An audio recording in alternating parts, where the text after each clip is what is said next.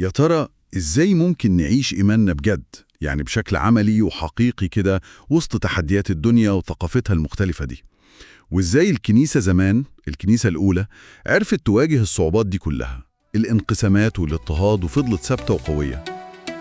بلاش تحتار، هنساعدك تختار.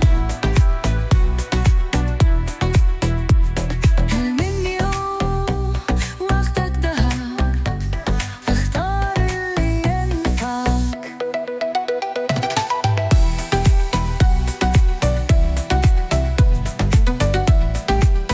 أهلا بيكم في بودكاست المنيو، المكان اللي بيساعد تختار هتتعلم إيه. النهاردة معانا خلاصة زي مفاتيح كنوز كده، هتفتح لنا فهم أعمق لرسائل العهد الجديد. تمام قوي. وأول وأهم مفتاح هو شخص يسوع نفسه، الفكرة الأساسية. يعني هو مش مجرد ملك منتصر زي ما ناس كتير كانت مستنية وقتها، لأ، ده الملك الخادم المتألم. ودي في حد ذاتها كانت فكرة جديدة خالص وصدمة لناس كتير. صدمة فعلا. ملك وبيخدم. بالظبط، ملك بيقدم نفسه فدية بموته وقيامته، وبكده فتح لنا طريق جديد مع ربنا. والمفاجأة بقى إن الطريق ده بيتفتح بالإيمان بيه هو، مش بأعمالنا أو خلينا نقول التزامنا الحرفي بالشريعة أو الناموس زي ما كانوا بيقولوا. ده بنشوفه واضح قوي في رسائل زي روميا وغلاطيا. تمام.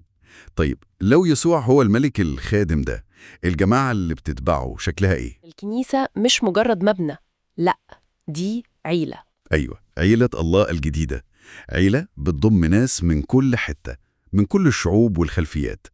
الأساس اللي بيجمعهم هو إيمانهم بيسوع والمحبة والوحدة بينهم. يعني التواضع وخدمة بعض أهم من أي مركز أو منصب. بالظبط كده، زي ما بنشوف في سفر أعمال الرسل مثلا، وفي رسالة أفسس، لدرجة إن بولس في رسالة فيليمون الصغيرة دي بيطلب منه يستقبل عبده الهربان أخ محبوب في المسيح. ده تغيير جذري للعلاقات الاجتماعية وقتها. تغيير كبير فعلا. بس الإيمان ده لو فضل مجرد كلام أو مشاعر يبقى ناقص، مش كده؟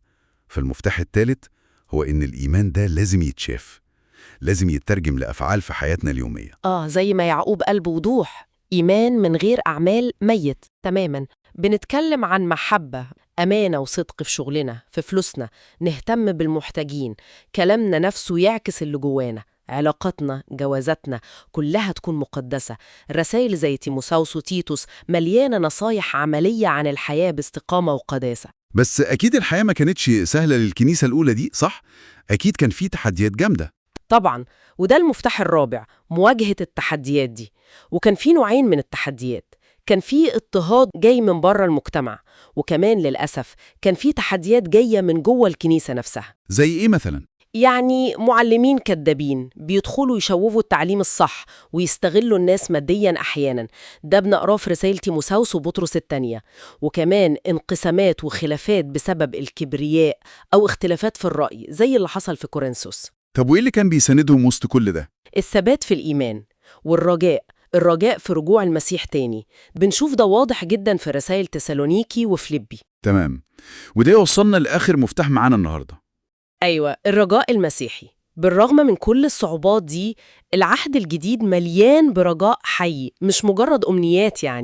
رجاء في القيامة زي ما المسيح قام. بولس بيركز على ده قوي في كورنثوس الأولى.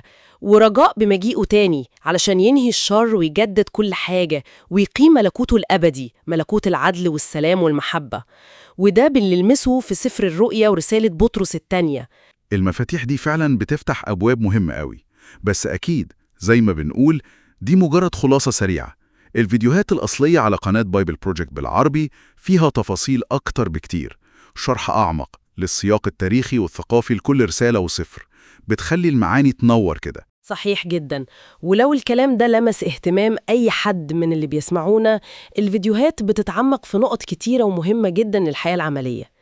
زي مثلا إيه أكون تلميذ ليسوع النهاردة في عالمنا المعقد ده؟ إزاي نتعامل مع الخلافات والانقسامات اللي ساعات بتحصل جوه الكنيسة؟ إيه دور الروح القدس في حياتنا كأفراد وكجماعة؟ إزاي نوازن بين الحرية اللي لينا في المسيح ومسؤوليتنا تجاه بعض وتجاه المجتمع؟ إيه هي مواصفات القيادة المسيحية الحقيقية اللي بتخدم؟ نظرة الكتاب المقدس للمال والممتلكات والعطاء شكلها إيه؟ إزاي نتعامل مع الألم والاضطهاد كجزء طبيعي من تبعيتنا للمسيح؟ المحبة العملية كعلامة مميزة للإيمان الحقيقي، وحتى إزاي نفهم سفر الرؤيا برسالته المليانة رجاء وأمل، مش بس ككلام عن النهاية وخلاص. أسئلة فعلا في الصميم وتستاهل البحث والتفكير. هتلاقوا روابط فيديوهات بايبل بروجكت بالعربي في الوصف تحت. يا ريت تشاركونا في التعليقات إيه أكتر موضوع حسيتوا إنه مهم أو حابين نتكلم فيه أكتر في حلقات قادمة. بودكاست المنيو، وقتك ذهب، اختار اللي ينفعك. سلام.